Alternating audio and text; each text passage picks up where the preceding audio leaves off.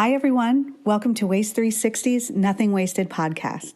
On every episode, we invite the most interesting people in waste, recycling, and organics to sit down with us and chat candidly about their thoughts, their work, this unique industry, and so much more. So thanks for listening and enjoy this episode.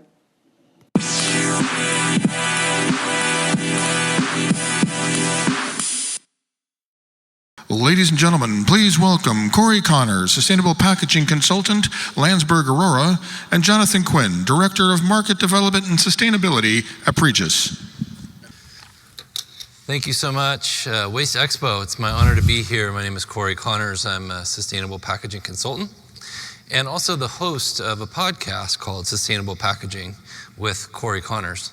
I want to thank Liz, who's not here. We've talked about her quite a bit tonight. She's amazing, and she has invited us all to this great event to hopefully make changes in this environment of packaging and waste and help scurry on with sustainable packaging. So I've been in packaging for 24 years. Since I was 18 years old. Please don't do that math. I am an old man. I've worked for, very thankfully, companies that really care about sustainable packaging, like Weyerhaeuser and Lindberg and Orora, based out of Melbourne, Australia. And I met Jonathan Quinn recently, over the last maybe 6 months or so. In Clubhouse rooms. It's a new social media app where we talk about different topics, and I host a room weekly about sustainable packaging, and Jonathan came in talking about plastics. And I truly believe that plastic and paper, which I usually represent in our discussions, can both be very sustainable, and sometimes it's more sustainable to have plastic packaging. It all depends on what you're doing and how you're doing it. So I've spent the last year making videos on TikTok, believe it or not, about sustainable packaging. And what I've found through this process is people really care about sustainable packaging. Companies and individual startups, they really want to try to be sustainable and make a big difference in this world. They're tired of the same old mistakes, in my opinion, that we've been making with packaging. So that's what we're here to help with. If you're interested in any of those, my handle is @CoryGated, which is a play on words and a nickname I got while working at Weyerhaeuser when I was a kid. As a consultant, I've spent many hours in working with these small companies and big companies about how do we become sustainable.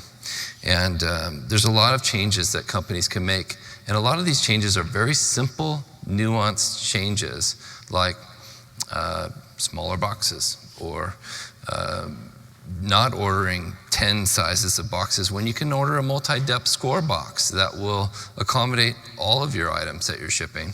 These little things can make a huge difference in the success of a sustainability program at a company. Why doesn't everybody use sustainable packaging? And that's a big question that I get often asked, and it's a one-word answer usually, and that's cost. But I'm here to say that, in my opinion, and in my recent and long experience with sustainable packaging, it can actually represent a cost savings, which is incredible to think about. But if you are using smaller boxes and using less materials, I had a customer come to me and say, I need a cost reduction on our packaging materials. And I said, well, we can't lower our margin. We have a great partnership, we have a great deal, but I'm gonna show you how to use less. And so I went in there and I showed their packers how to use less void fill on every shipment. And we were able to reduce their costs by 30% because they just used corrugated and paper void fills. And through those changes, they were very happy with what we did. And we went from oftentimes 3 pallets a month of material to 2.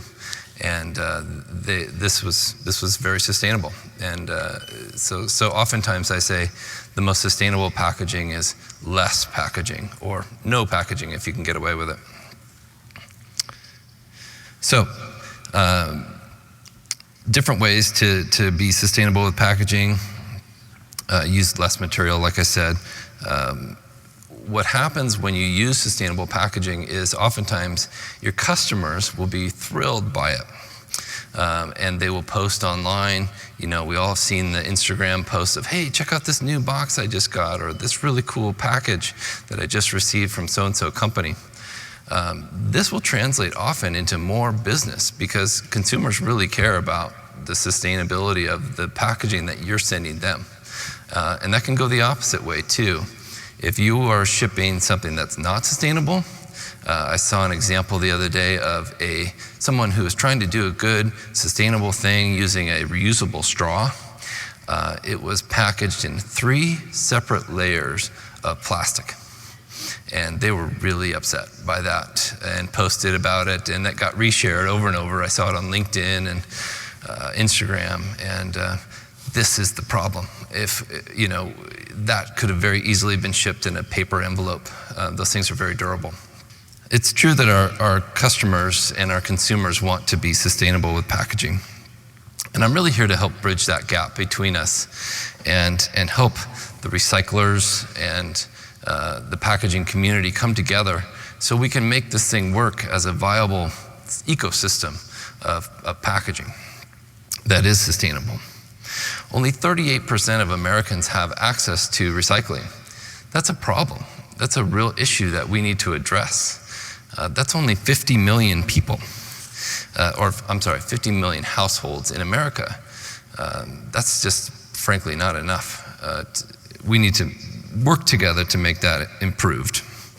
There are some companies that I'm really excited about that are using an Uber-style method to pick up waste from houses and apartment complexes and schools. These 2 companies that I'm thinking of are Ridwell and Recyclops. If you haven't heard of them, I highly recommend checking them out. They're very interesting and doing great things in this space. I personally live in Portland, Oregon, where we recycle just about everything, but there were some gaps in that where we had to call Ridwell, and they pick up our plastic overwrap packaging. They pick up our plastic clamshells, PETE, and they actually recycle them. And that's a huge deal for me. I don't want to wish cycle. I don't want to just put it in the blue bin and hope. So there are people doing good things to change.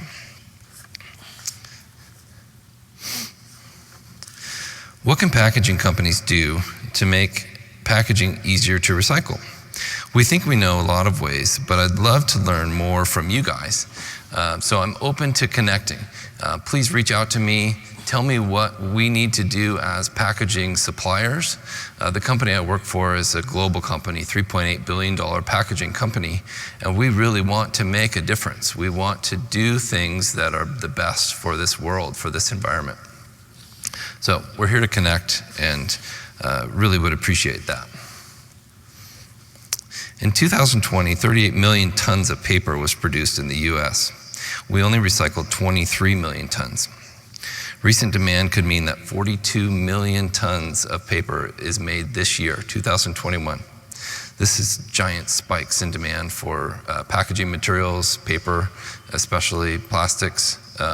It's just going through the roof, and we need to act quickly to figure out how to bring this material back. And I know Waste Management is doing a really good job, and other companies are really working hard to bring these materials back into the system to be recycled.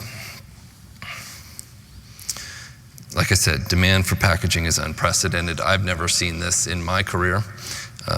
Packaging is, it's on us as packaging providers to label our packaging that we provide to consumers so they know what to do with it. And that's something I'm often preaching to our team and to our company. Hopefully through education and just training, we can figure out how to do this. I think howtorecycle.info was mentioned in one of the previous talks. That's a great resource, and I really recommend checking that out. We talked about extended producer responsibility earlier. This is absolutely changing the game. Oregon, where I live, which was actually the first state in our country to provide the bottle bill, where we have a 5-cent deposit on cans, has now been one of the first states to adopt this EPR mandate. I think it's just on our governor's desk about to be signed. So Oregon and Maine are the first two that I'm aware of. I think more and more will follow suit. And so this will absolutely provide some positive steps. I hope it becomes a positive change.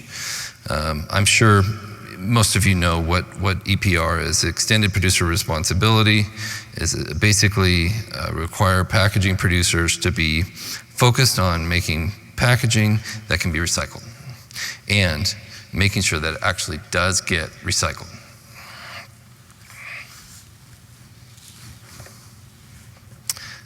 Any pizza lovers out there? Me too. There's been a lot of confusion on these boxes. What do we do with them? Can we recycle them? Are they too full of cheese? Are they too full of grease? The answer is very good. I'm excited to say, yes, we can recycle these.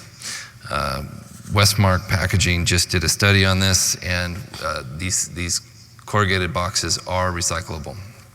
It's very exciting. If we can get the consumers to make this change and recycle these boxes, it's gonna make a huge difference.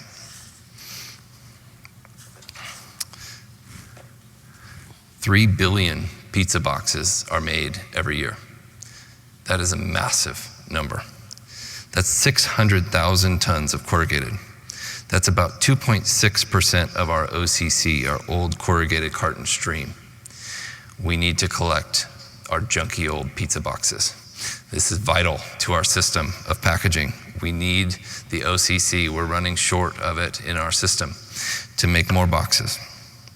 73% of recycling programs don't even have clear instructions as to what you could do with pizza boxes. People ask me all the time, can I recycle these? And I say, well, technically yes, but I don't know if your particular municipality will allow it. So as recyclers, please let your consumers know what to do with these boxes. They're made from very high quality corrugated, and they can be recycled over 7 times, which is really awesome. So keep ordering pizza, keep recycling your boxes. Anybody here received a box that looks like this lately on their front porch? Anybody received a box or an item packed in a box that was packed in a box that had void fill that was packed in a box? Raise your hands. Yes, me too. It's a problem. And we are working as packagers to solve these problems and to educate the people that are sending you these monstrosities. How do we do this better? That little blue box could have been packed in a very tiny box and shipped safely with no problem. So it's sad to me when I see stuff like this, but it's been all over the Instagram feeds and the LinkedIn feeds this last year. We're working hard to rectify this, I promise. So how can we be sustainable with packaging? There's lots of great ideas. One of my favorites is called Giami paper, and it's a paper alternative to plastic bubble wrap. I've converted many customers to that, and successfully and happily they've converted, and not only can it be a cost savings, but their customers are very happy. And it's a very elegant looking packaging too, so something to consider.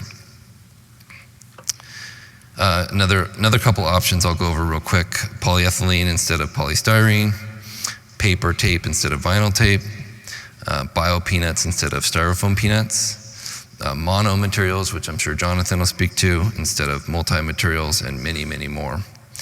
We can also right size and eliminate unnecessary packaging like this. It's just ridiculous. You can also use multi-depth boxes, which I spoke of earlier. I want to touch on something that a few people have already spoken about, and that's circular packaging. Companies like Loop Packaging are very interesting. I'm excited to watch that happen. They're already using Haagen-Dazs ice cream in Europe as an example of how this can be a successful program, where you buy the ice cream in an aluminum container, then you bring it back to the store, they wash it, and then they refill it with more ice cream. To me, that makes a lot of sense. Reusing is absolutely above recycling.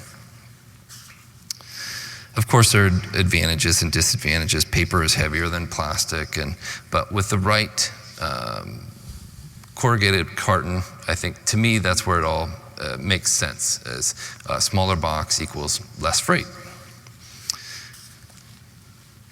Last thing here is Pactech. This is near and dear to my heart. This is from my hometown in Oregon.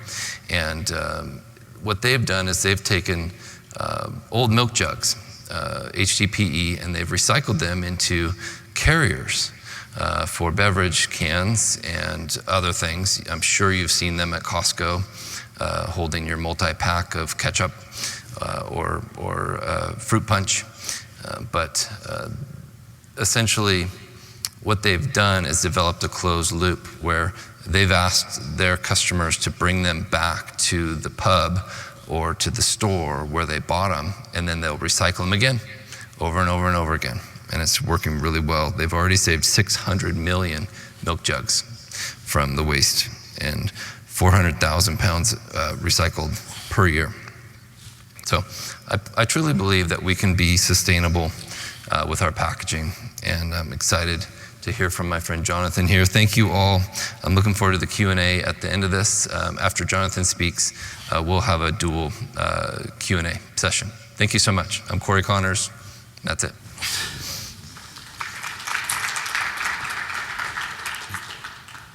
So Cory's a tough act to follow, and I always hoped one day that I would be able to hang out and be on stage with a social media influencer like Corrugated here.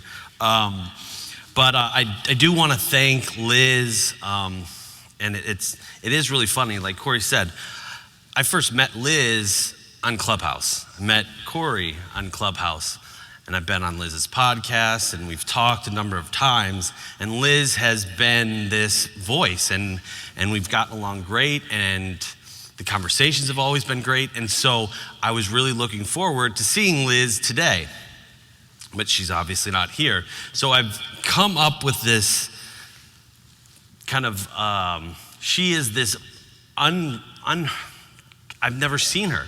She's like this mythical, she's almost like Charlie from Charlie's Angels. So what I'm gonna say is that Cory and I are Liz's angels, or sustainability angels, I guess you could call us. But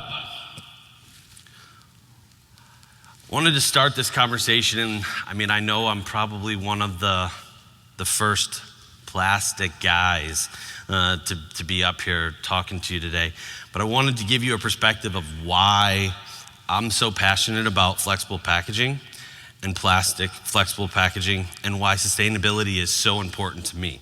So this is me in 1989. The one with the mullet, that's me. The other guy is my dad. So I'm the third generation of my family in the plastics and packaging industry. But why sustainability is so critical and important to me, and growing up around the industry, I always wanted it. I went to school, I studied packaging, but I always wanted to be better and do more than my dad did.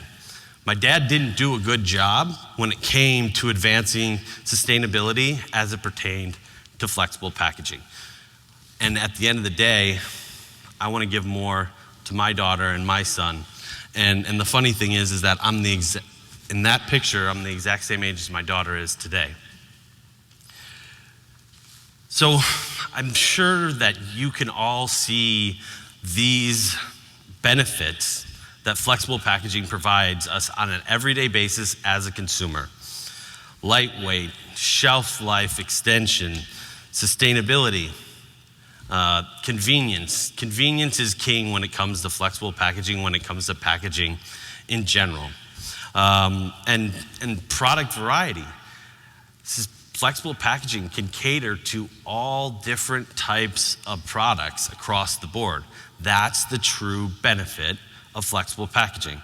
And it's packaging security and it's product integrity. All of those things are key to what the value of flexible packaging is. Now let's focus for a second on the sustainability benefits. And one of the things that was talked it's talked in great detail. And I want to take a step back. So I mentioned that I went to school for packaging. And I've been in social media looked at as the plastics guy. But I'll tell you the truth. There is many applications where plastic isn't needed. I fully support that.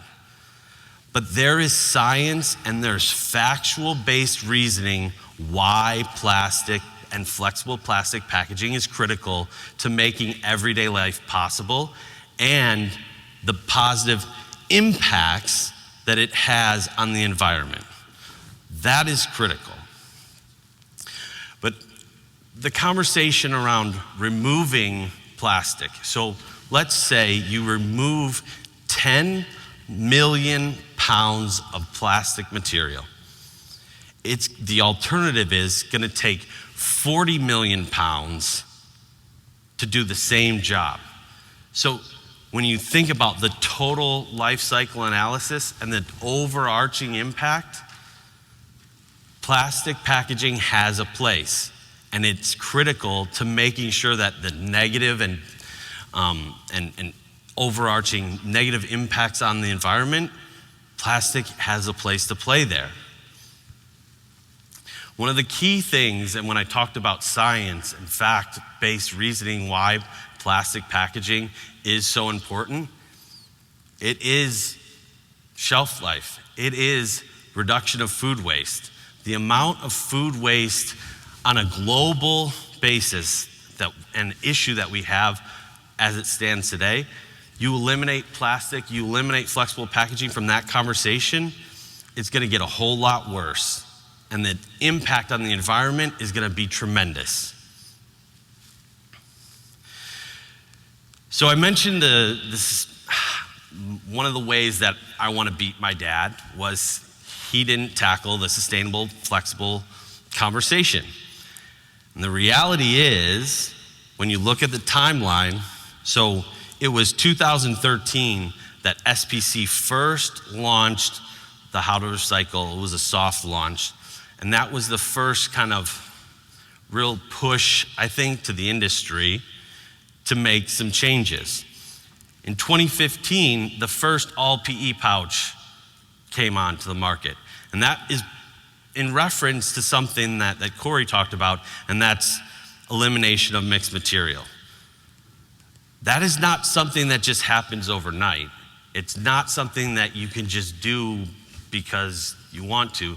You've got to formulate, you've got to build these film structures in order to do that. And there is some detriment in some ways as far as shelf life is concerned. You have to make changes and changes to the supply chain and a number of other different things. So then you progress forward to 2017 when Envision first got FDA approval for PCR, so post-consumer recycled resins. That was just in 2017. 2019, the first recyclable pouches with EVOH. That was, well, I think sometimes I forget how 2020 actually happened, but it's 3 years ago. And I'm telling you all of this because flexible packaging is in its infancy on its sustainability journey. There's tremendous opportunities moving forward. There's tremendous opportunities when it comes to what flexible packaging can further become, the innovations that are taking place. some of the benefits that I kind of breezed past on the previous slide in regards to lightweighting and things like that, you cannot ignore those. And the conversation was that what I think we really need to understand is that plastic is not evil. And the companies that make plastic are not evil. And as somebody who works for a flexible packaging company, a plastic packaging company, but we also, at Pregis, we also make products that are not plastic. But the point that I'm trying to make is that we all can agree that plastic doesn't have a place to play in the environment. That is not what any of us want. That's not what any of us want to see happen moving forward. And so we have to make these changes and improvements and embrace the benefits and the values of these materials and find ways to ultimately get towards and move towards a circular economy. So I wanted to talk about the Pregis purpose because I'll let you guys all in on a little secret. Today's my 3rd day with Pregis. So cat's out of the bag on that one. But everything that we do, it comes down to 3 things, and it's protect, preserve, and inspire. And Pregis isn't brand new to me. I interned for Pregis. Pregis was a customer of mine, but I can tell you that I'm 100% fully bought in to what we're doing and what we're bringing forward and advancing the flexible, sustainable packaging conversation. But when it comes to protection, it's about protecting the environment and it's about protecting products. So some of you may have heard Pregis in the past, and they were traditionally known as a protective packaging company. Now we're playing also in the flexible packaging area, providing flexible films and a number of different things. So we're not just protecting the environment, we're protecting the products, and we're ultimately protecting people. Preserve is all about reducing and eliminating unnecessary materials, movement towards carbon neutrality, and doing a lot of innovative things to making those sorts of things happen. And the thing that I think matters most to me, and I think it was discussed earlier, but it's the people. People are why we do everything that we do. Whether it's the consumer, whether it's our employees, whether it's our family, it's all about people. That's why we do what we do. And Pregis is doing more than just putting a few words on a slide. It's committing money. It's creating opportunities. So Pregis has an Inspire brand. This brand has a particular blue tint to it. And so there's some plastic, we call it the air pillows that you were showing, and bubble as well. Now, why am I mentioning that is because what we're doing is we're partnered with an organization called Uzima. And Uzima brings water filtration to at-risk areas of the world, but also natural disasters. And they deliver water filtration to areas where they don't have access to clean water. And it's something that we take for granted. So all of the proceeds from this brand go to helping and provide Uzima and enabling clean drinking water across the world. Pregis has the focus and the commitment, and it's about to positively impact 25 million people's lives. That is an aspirational goal, and we're going to do that and be able to do that through the delivery of our sustainable and flexible packaging. So my handle is not as good as corrugated, so I'm just J. Quinn Packaged, but that's what everybody knows me as. But I would love to have conversations. I would love to be able to have discussions, conversations. Ultimately, it's about conversations and discussions that create opportunities. And I let the cat out of the bag earlier that this is my third day, but I've been in the sustainability, I've been in the packaging world. I've pictures of me in a box of resin when I was 2. So this is not new, but the role is new.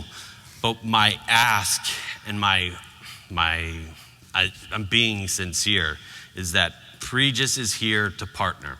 We're here to collaborate. We're here to find solutions and work together, because at the end of the day, the sustainability conversation doesn't have a silver bullet. It doesn't exist. It's about collaboration and partnership that we are going to be able to get our way out of it. They talked about, earlier that we should just blow up the recycling and we should just recreate it. That's easy to say, but what it's gonna take is collaboration and partnership to make it happen. So if you have interest, if you're looking for partners, come see me, see Cory, reach out. You find me a lot of different places, but that's what it's gonna take. And Cory represents a side of packaging that can be different, but Cory plays a lot of different sides of the fence. That's what's good about Cory. So please take note to when you need partners, when you're looking to collaborate and advance the circular economy and really advance the overarching environment, come to Pregis. We will be here to help. For flexible plastics, what's the back end piece of it then? So I see all the the front end environmental, right? The less packaging, lower emissions, whatnot. But then once the consumer receives that packaging. Yeah, so great question, and that's what I talked about, the opportunity to collaborate and partnership, because at the end of the day, the infrastructure and the system as it stands today, grocery store drop-off is not a solution. It's not. And that's what flexible plastic, that's where it could go. That's where, yes. It has to go if you want it to actually be recycled. Yeah. Okay. So this is kind of like an idea or a perspective. So when you look at what the past 18 months has taught us all, is that further people are going toward e-commerce. And so prior to the pandemic, if you looked at per household, in the US, it was 150 home parcel deliveries per year. Now it's probably closer to 200 parcel deliveries per year. And I mean, the amount of Amazon deliveries that I get today, it's a lot. But why do I bring that up?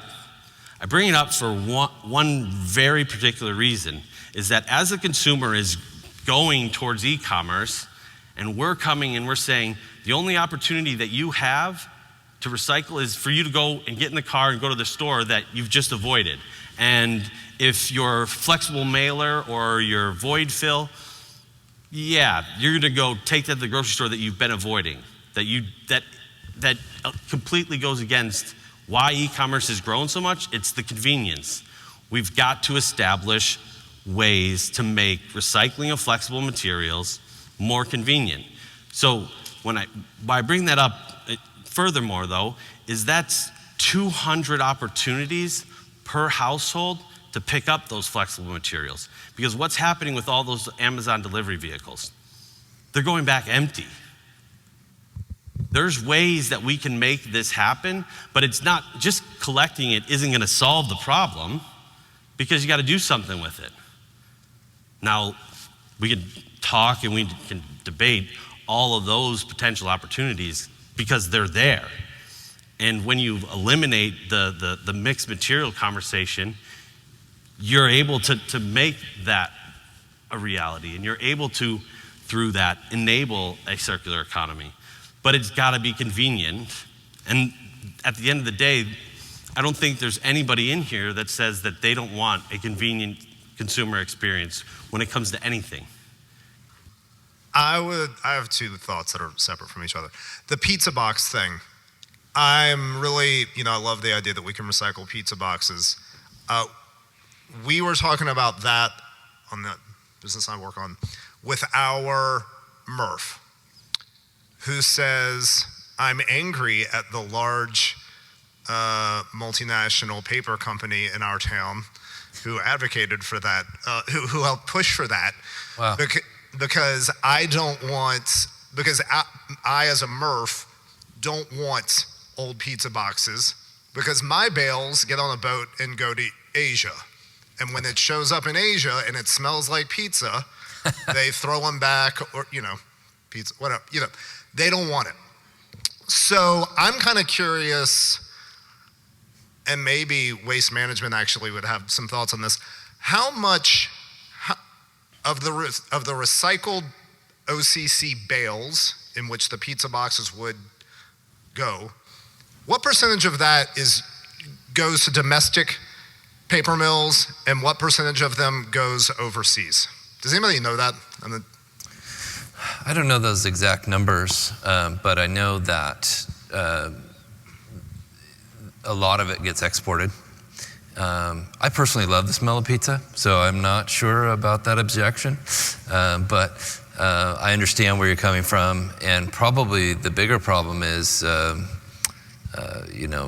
contaminants of just mold or something like that. I don't know, from cheese or something. I don't know, but if my understanding is that WestRock did the study and have concluded that as it goes into the recycler through the recycling mill, it makes, at the end of the line, makes a great product.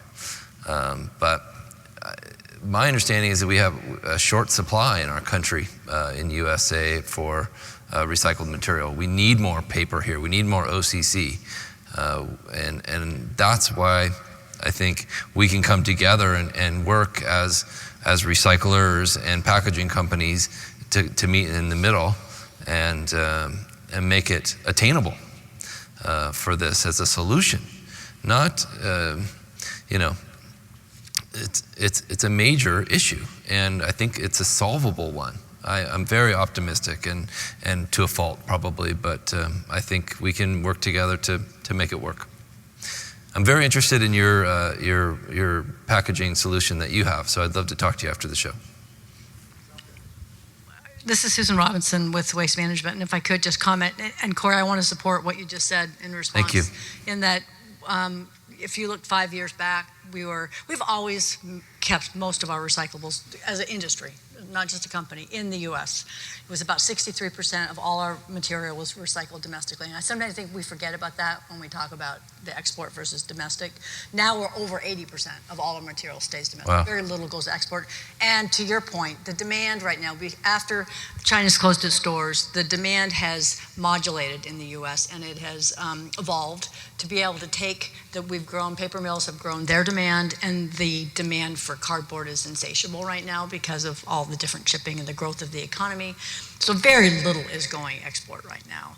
And the paper industry came together, the mills came together to create a campaign asking for people to please put their pizza boxes into their recycling carts because they really need the cardboard right now. It's a very concerted effort for supply to pull the supply through. So I guess my comment when I was listening to you is, your local MRF might want to reconsider where they're selling their material.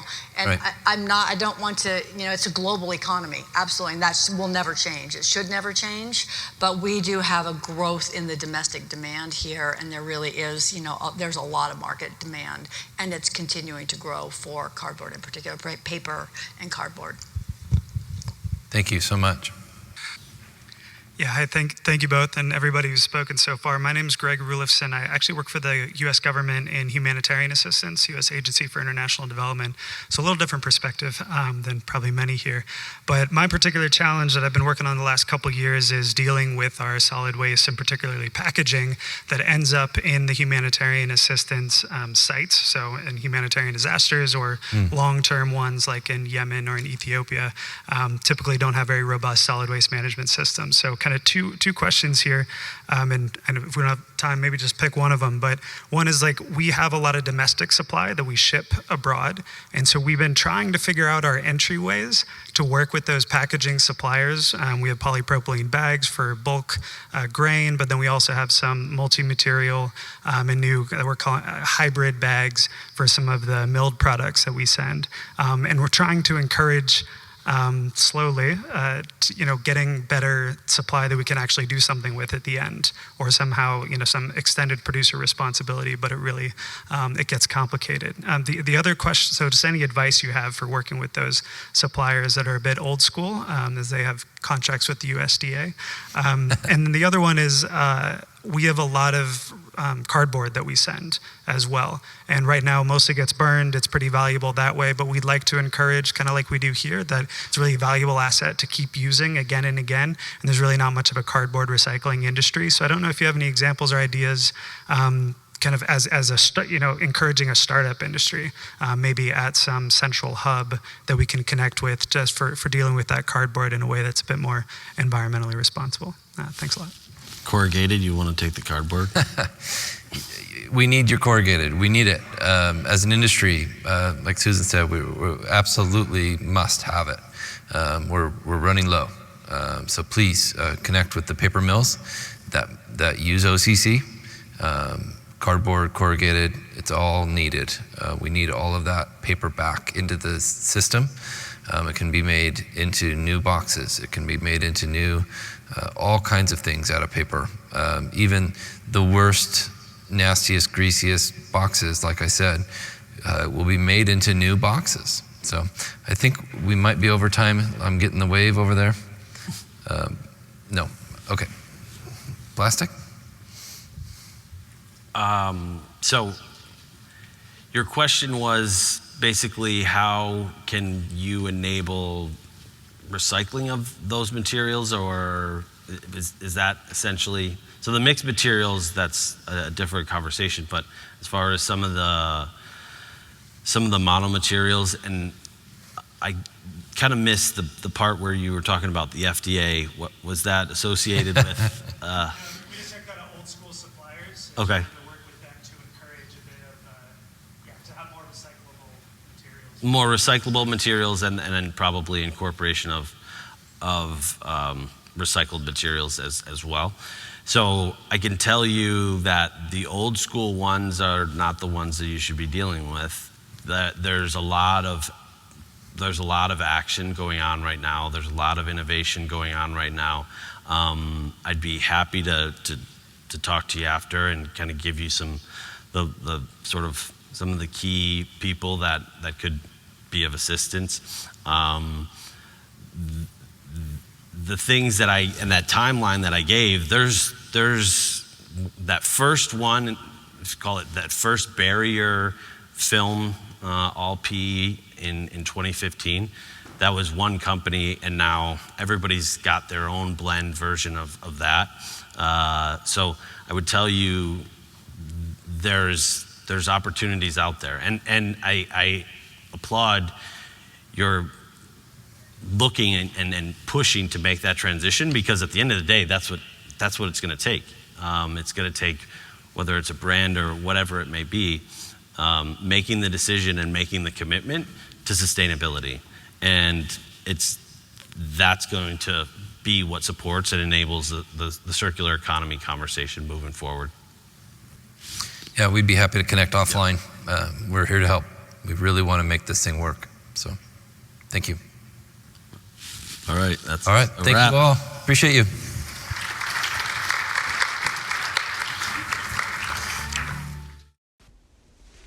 Thank you for listening. It would mean the world if you would take a moment to rate or review this podcast.